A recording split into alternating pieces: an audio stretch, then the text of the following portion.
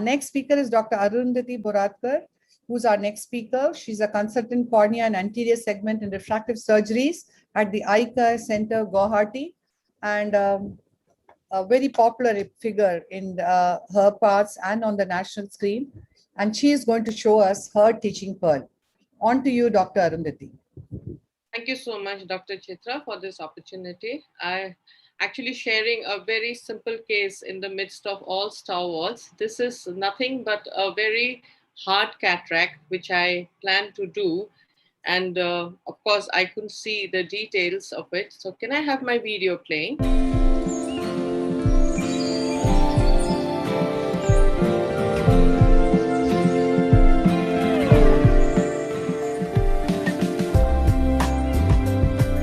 Hear you? Ma'am, we can't hear you. We can't hear you. I think you need to lower the audio of my video then. Actually. Yeah. Yes. Yes.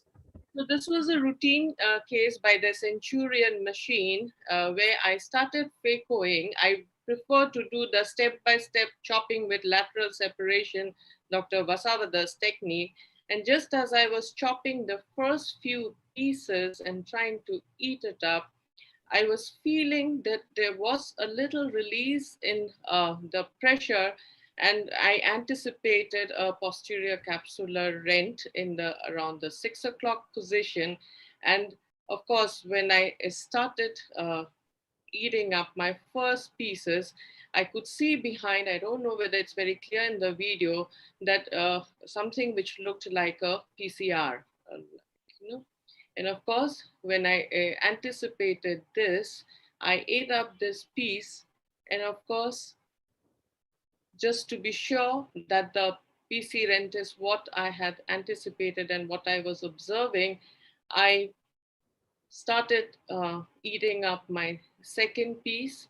And then anticipating that the rent might increase, I started injecting viscoat so that I can float the second piece up into the pupillary plane so that my chopping and taking the fragment becomes easy. So maintaining an ultrasound of 20 degrees with torsion of 80% and vacuum of 600 with an IOP of 40, slowly I was trying to eat up each of the pieces that I have created and making sure that it is a slow process without hurrying anything. And in between, when I shift each position to my phaco tip here by gentle rotation,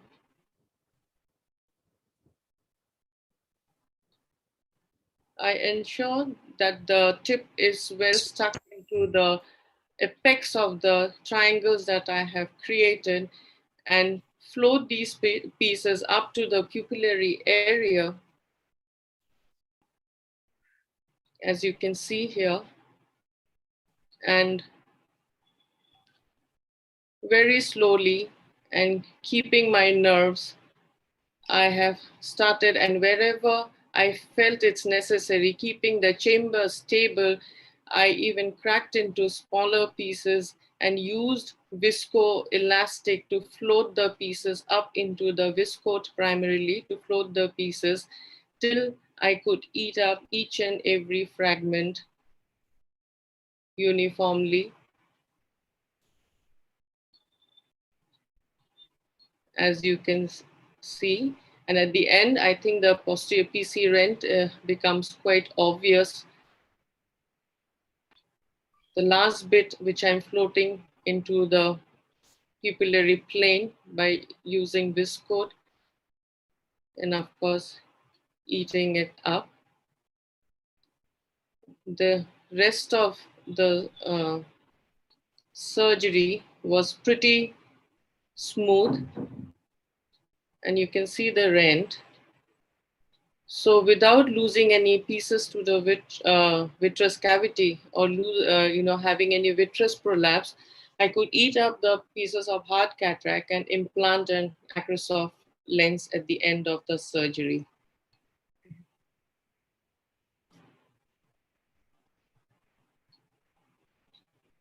You can see the PC rent at the end of it. and the lens goes in the bag. That was a wonderful, daring surgery, Dr. Arundhati. I would take the question with Dr. Madhukar first. Now, we know that in this particular case, if you do not want the PCR to enlarge, you have to ensure that the anterior chamber doesn't shallow, and you have to deal with the fluidics. The anterior chamber shallowing, she took care by injecting viscoelastic every now and then. But then she had a very hard cataract sitting there.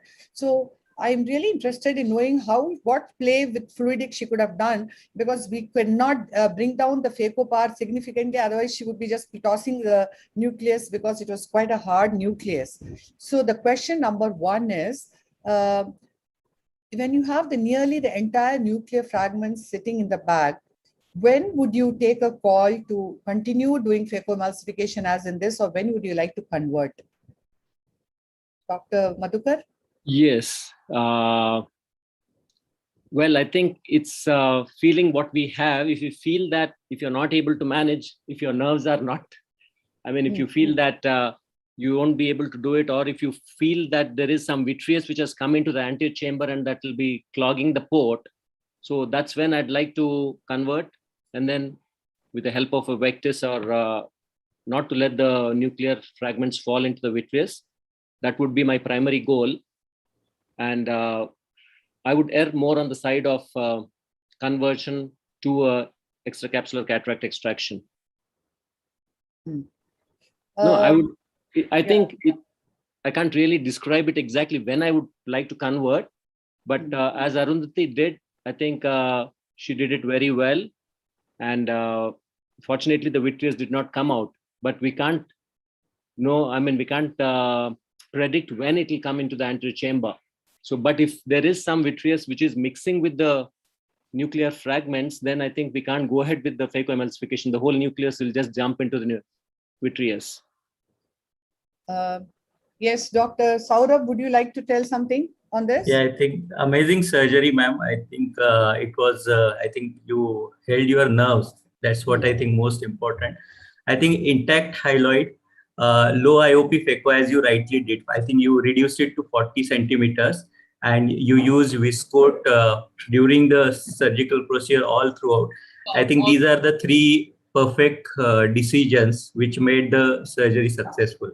If there is no intact hyaloid, I would like to maybe think about converting to small incision like the scleral tunnel, but intact hyaloid makes it much safer. When would you take a call to do an AIOS scaffold, Dr. Ramurthy? Dr. Ramurthy, are you there?